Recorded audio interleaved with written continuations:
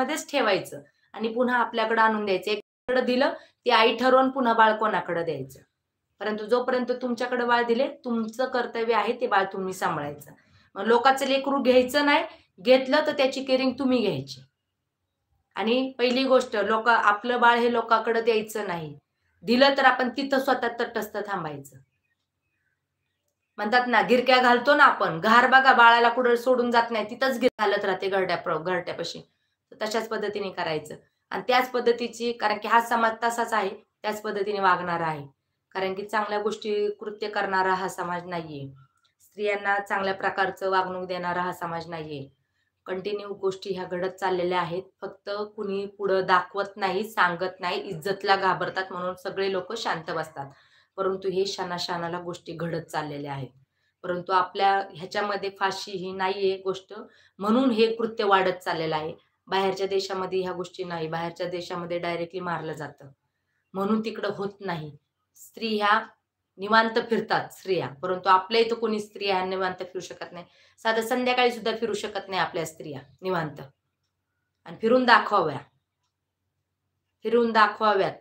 नाही फिरू शकत आपल्या इथं स्त्रिया, निवांत फिरू शकत नाही. आपल्या महाराष्ट्रामध्ये म्हणा, आपल्या स्त्रिया फ्री फिरू शकत नाही. तिला 10 जण माग जाणार. प्रत्येक घरामध्ये ना शिवाजी महाराज आपले तयार झाले पाहिजे. आपल्या मुलांना शिवाजी महाराजाप्रमाणे संस्कार द्या. एखादी परस्त्री जरी दिसली, परमुलगी दिसली, एकटी असेल तर तिचं रक्षण तुम्ही करा. तिला घरापर्यंत सोडा चांगल्या कृत्याने. नाहीतर मनात पाप घेताना तिला सोडायला चालतं, तसं नाही. भावाप्रमाणे तिचं रक्षण करून सोडा. कुठेही दिसली तिला फोन लावून द्या, तिच्या घरच्यांपर्यंत पोहोचत करा.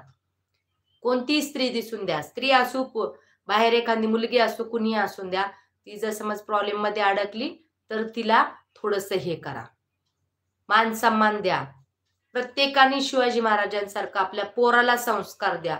माझ्या घरातल्या प्रत्येक पोराला आम्ही हे शिकवतो. मुलगी दिसली म्हणजे ती आपली, म्हणतात ना, हवस नाहीये. हवस करायची, एक गर्लफ्रेंड करा, तिच्या संग काय करायचं ते करा. आलं लक्षात का? आणि पटलं तर तिथं रिलेशन करा. पुन्हा आवडली, खूप इच्छा वाटली तर लग्नही करा. परंतु रेप करू नका. कारण की प्रेम प्रकरण हे दोघांच्या सहमतीने होत असतं. ती गोष्टीला आपण, म्हणतात ना, सगळ्या जगातले लोक मान्यता देऊ शकतात, कारण की ते त्यांचं प्रेम होतं. परंतु बलात्कार ह्या गोष्टीला कुणीही सामोरे द्यायचं नाही, कारण की ते बळजबरीने केलेली गोष्ट आहे. आणि लोकांना, भले लहान असू, मुलगी मोठी असू, कुणीही असून द्या, पोरांना संस्कार द्यावा. आपण आपल्या नवऱ्यांना सुद्धा सांगा. एखादी स्त्री दिसली खराब गोष्टी, माझा नवरा एवढा आज 35-36 वर्षाचा मुलगा आहे, ठीक आहे, परंतु त्याला सुद्धा कळतं कधी वाकड्या नजरेने बाईकडे बघणार नाही. कोणत्या स्त्रीने म्हणावं की तुमचा नवरा असा आहे. माझा नवरा घराघरात जातो, प्रत्येकाचे कपडे घेऊन जातो, कपडे घेऊन येतो कस्टमरचे, पण एक पण स्त्री म्हणणार नाही तुमचा नवरा असा आहे. माझ्या नवऱ्याची नजर खाली अशी, भाभी कपडा देतो, कपडा घेणार, निघून येणार. कधीही कुणी म्हणणार नाही. माझ्या काउंटरवरती आलं, आम्ही बिंदास बोलणार. आम्ही जेंट्स संघ बोलतो, लेडीज संघ बोलतो, आमच्या मनात कधी काही पाप येत नाही. माझ्या नवऱ्यालाही माहिती माझा स्वभाव, त्यांनाही माहिती माझा स्वभाव. आणि प्रत्येकाने स्त्रीचा आदर करा, मान सन्मान ठेवा. स्त्रीला तुम्ही हे नका करू. प्रत्येकाने चांगले संस्कार द्या. आपल्या मुलांना पण चांगले संस्कार द्या आणि आपल्या मुलांचं आपण चांगलं संरक्षण करा. बाकी दुसरं मला काहीच बोलायचं नाही. एवढंच मला तुम्हाला सगळ्यांना सांगायचं होतं. आणि तुम्ही पण हा प्रत्येक घरामध्ये निरोप द्या की तुम्ही तुमच्या मुलीचं रक्षण करा. आपली मुलगी गेटच्या बाहेर जाऊन नका देऊ. गेटच्या बाहेर गेली, आपण स्वतः जाऊन बसा तिच्यासोबत. काम हे थोड्या वेळानंतर होईल. स्वतःच्या मुलीचं स्वतः रक्षण करा.